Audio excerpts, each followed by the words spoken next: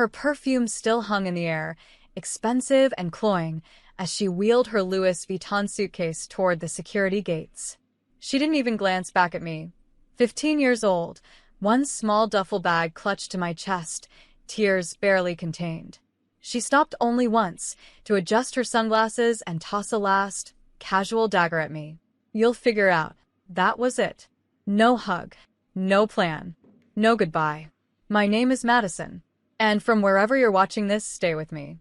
Have you ever been left behind by the person who is supposed to love you the most? I stood frozen, the chatter of the airport swallowing me. Happy families streamed past, hugging, laughing, while my mother walked off with her new husband and his two perfect children. A new family. Her family. I was nothing more than baggage. She didn't want to pay to check. My hands were shaking so hard I nearly dropped my phone. I had $47. No ticket home. No plan. For a minute, I thought I might faint. Then I remembered a name I'd buried for years, a name my mother spit like poison every time she talked about him. My father. She told me he was worthless, that he'd abandoned us, that he'd never wanted me. But in that moment, standing alone in a departure terminal that smelled like coffee and stale air, I needed to take that chance. I found the number in an old message thread, hands trembling as I dialed. It rang once, twice. Then a deep, steady voice answered. "Madison?" My knees nearly gave out. "Dad," I choked, tears breaking free. "Please help me." There was a pause. Just breathing. Then a calm I'd never heard before. "Tell me exactly where you are. I'm on my way." Hours later, as dusk bled into the airport windows, I heard a roar outside, and people rushing to the glass in awe. A sleek private jet, engines humming like a predator, landed on the small runway. And then he stepped out. Tall, dark suit, eyes that matched mine so perfectly it hurt. He opened his arms. "Madison," he called, voice breaking. I ran. I ran into a father's hug I hadn't felt in a decade, warm and safe and unshakable. And in that moment I knew the woman who abandoned me had no idea what kind of storm she'd just created. The jet cabin was so quiet I could hear my own breath, still ragged from crying. My father sat across from me, watching with a gaze that felt like both a question and a promise. "You're safe now," he said, voice steady, grounded. Safe. That word nearly made me collapse all over again. I tried to gather myself, wiping tears with the back of my hand. "She just left me," I whispered, like I was nothing. His jaw clenched, a dangerous flash in his eyes. "She always was selfish," he said low. "But this? Abandoning you in an airport? That I will not forgive." We took off, the private jet gliding through the night like something out of a dream. I felt a wild, dizzying relief. No cramped seats, no crying in a public bathroom, no apologizing to strangers for existing. My father leaned forward. "You're coming home with me, Madison. For good." Home. That word felt so foreign on my tongue. "I don't have anything," I said, my voice cracking. He smiled, heartbreak softening the sharp lines of his face. "You have me." The tears started again, unstoppable this time. We landed a few hours later at a private hangar surrounded by sleek cars and security guards who nodded respectfully at my father. As he led me down the steps of the jet, I realized he was someone powerful, someone who had waited all this time for a reason to fight. He guided me to a waiting SUV, the smell of leather and cedar wrapping around me like safety. "Madison," he said gently once the doors closed, "we're going to make this right. But on our terms." My mind flashed to my mother's cold smile, her hand around her new husband's arm, walking off without a shred of guilt. "What about her?" I asked, voice tiny but trembling with something stronger than fear, rage. My father's expression turned lethal. "Don't worry," he said. "When she gets back, she'll learn exactly what it means to abandon her own blood." I sat back against the seat, the tears finally stopping, my heart beginning to heal in tiny, fragile beats. For the first time in my life, I wasn't alone. And when she returned from her precious vacation, She was going to find out what it felt like to be left with nothing. The days that followed felt like stepping into another world, a world my mother had sworn didn't exist. My father's house was all stone and glass perched high above the city, a view so powerful it made me feel like I could see my whole life laid out below.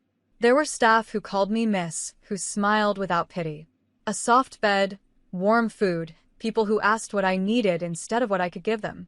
My father stayed close, never pushing, never scolding. Just there, strong and protective in a way I hadn't dared to hope a parent could be.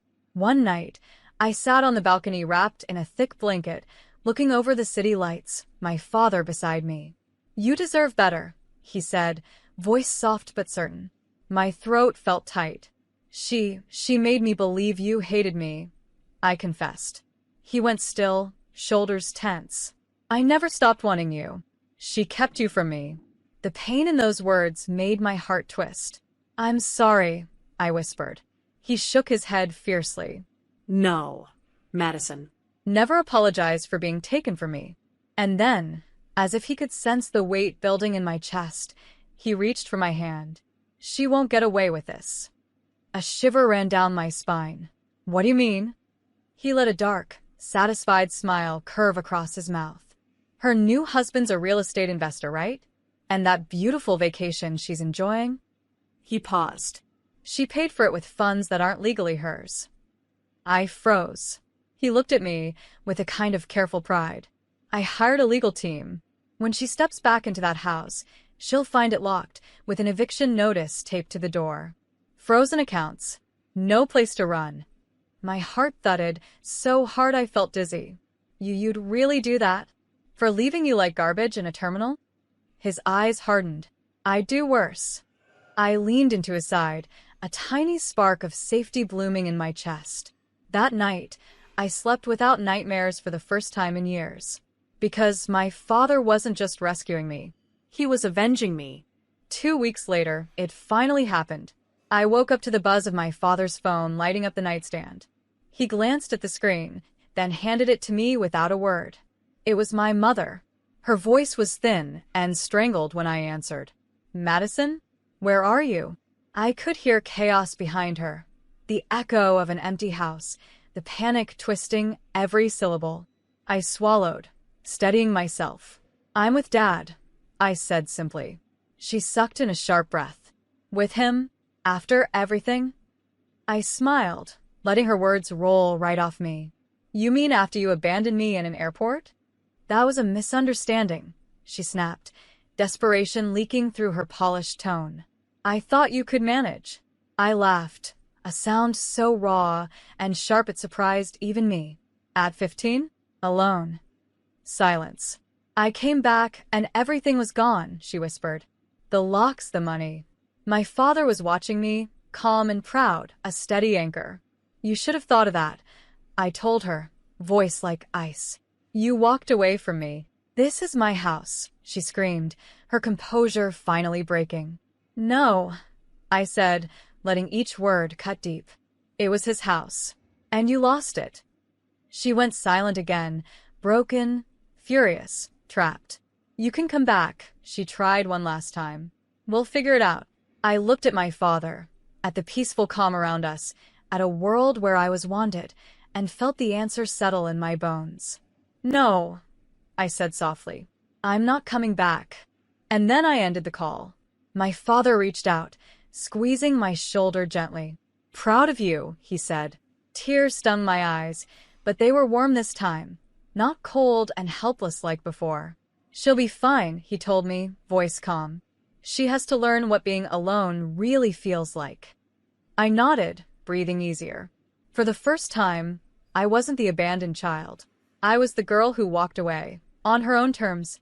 The days after that call felt like walking through a new sunrise. No more waking up wondering if I was wanted. No more clutching an empty phone in the dark. I began to settle into my father's world, piece by piece. A private tutor came to help me catch up with school. I got to choose my own clothes instead of wearing hand-me-downs, felt what it meant to eat without apologizing for being hungry. My father gave me space when I needed it, and held me steady when the old fears crept back in. One afternoon, I found him in his office, a quiet storm behind his desk. Papers spread across polished mahogany, legal documents and reports. "Dad," I said carefully, "what happens to her now?" He looked up, eyes thoughtful but unshaken. "Her accounts are frozen. The house is ours again. She has no way to touch your trust fund. The lawyers are making sure of that."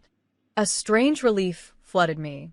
She might hate me for this, I admitted, a tiny thread of guilt winding through my chest.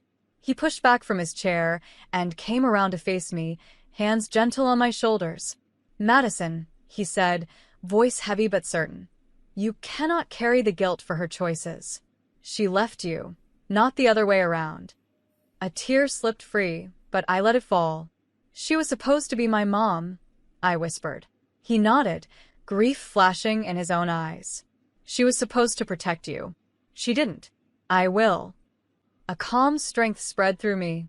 I realized then that love could be fierce and gentle at once, and that someone could fight for me without making me feel small. Later that night, I lay in my new room, warm and safe, no shadows in the corners. I scrolled through old photos on my phone, pictures of birthdays where my mother smiled too wide, parties where I stood off to the side. I deleted them one by one, and when I finally put the phone down, I felt a weight lift that had been chained to me for years. My life didn't belong to her anymore. It belonged to me. A week later, a letter arrived, official, cold, stamped with legal threats. My mother's name scrawled across the bottom, dripping with false outrage. She was contesting the eviction, claiming emotional harm, claiming I'd been brainwashed. I almost laughed reading it. My father sat calmly across from me, skimming the pages, unbothered. "This is desperation," he said flatly. "She has nothing." I exhaled, relief mixing with a strange ache. Why won't she just let go? His eyes were steady, unshakable. "Because she's losing power, and people like her don't know how to live without it." The lawyers were swift, sharp, methodical. Within 2 days, they had shut down every claim she'd tried to make, leaving her letters nothing more than worthless threats. When I came down to breakfast the next morning, Dad was reading the news on his tablet, a small, satisfied grin on his face. "It's over," he told me. "Legally and financially. She can't touch you. Ever again." The quiet around me felt impossibly huge, like stepping into a cathedral of freedom. I sat down across from him, spoons stirring cereal that suddenly tasted better than any luxury meal I'd ever had. "Thank you," I whispered. His gaze softened. "No, Madison. Thank you for surviving, for trusting me to bring you home." I swallowed hard, emotion catching in my throat. He reached for my hand across the table, steady and strong. "You're safe now," he repeated like a vow. That night, I stood on the balcony, looking at the city sparkling below, and thought about her. My mother, sitting somewhere alone, the walls closing in on her, learning what abandonment really felt like. And somehow I didn't feel cruel. I felt clean, because I hadn't ruined her. She had done that all by herself. And now, I was free to build something better, something that could never be torn apart by anyone's selfishness again. Spring crept in quietly, soft breezes replacing the sharp winter air. I'd started classes again, this time at a school that actually cared about my future. My father made sure I had the best teachers, the best counselors, the best chance. Slowly, I learned how to laugh without flinching. Sometimes I caught myself reaching for my phone, expecting a cruel text from my mother, but then remembered she couldn't reach me anymore. That realization felt like a second heartbeat, steady and strong. One afternoon, after class, I walked into my father's office to find him on the phone, calm as ever. "Yes," he was saying, "she has no legal claim and she knows it. Let her scream." He saw me in the doorway and ended the call with a quiet, final click. "She's trying again?" I asked, a small spark of old fear stirring. He nodded, but a smile played on his lips. "Letters. Useless threats. Nothing that can touch you." I let out a breath I didn't know I'd been holding. "She doesn't get to own you anymore, Madison," he reminded me gently. "Not your heart. Not your story." I stepped closer, hugging him tight, burying my face against the familiar scent of cedar and something safe. "Thank you," I whispered again. He pulled back, eyes warm.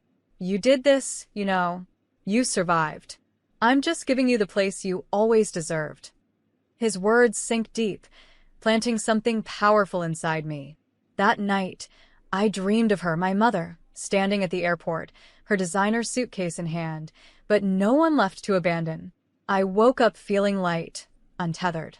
I was no longer the girl she'd left behind. I was the girl who had rebuilt herself. The girl who had chosen love, real love, over her mother's shallow, rotting version of it.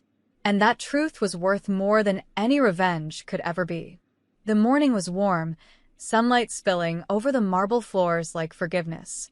I stood by my bedroom window, looking out at the life I'd built piece by piece, far from the poison she'd left me drowning in. My father tapped on the door, smiling. "Ready?" I nodded, slipping on my jacket, calm and sure. Today was the court hearing, the final chance my mother had to twist the story. But there was no fear left in me, only certainty. We drove together, silent, the quiet between us filled with an unspoken strength. When I stepped into the courthouse, I saw her sitting on a bench, alone, looking smaller than I'd ever seen her. No perfect husband, no shiny kids, just a woman who'd burned everything down around herself. Our eyes met. Something in her face cracked. "Madison," she said, voice brittle, "we can still fix this." I held up a hand, steady. "No," I told her, letting every bit of calm pour through me. "I'm done." Her mouth fell open, but the bailiff was already calling my name, already confirming what my father's lawyers had proven. She had no rights to my trust, no rights to me, no rights at all. She tried to follow me out of the courtroom, but security stopped her. I looked back once, saw her reaching for me, and felt nothing. No hate, no pain, nothing, because she was a ghost now. Back in the car, my father squeezed my hand. "How do you feel?" I took a deep breath, letting it fill every corner of me, clean and bright. "Free," I said. He smiled, pride and love shining so clear it almost hurt. "Then that's all that matters." As we pulled away, I looked out at the world rolling past the window, wide, open, waiting for me. I wasn't the girl left at an airport anymore. I was the girl who found a way home. And this time, no one could take that away from me.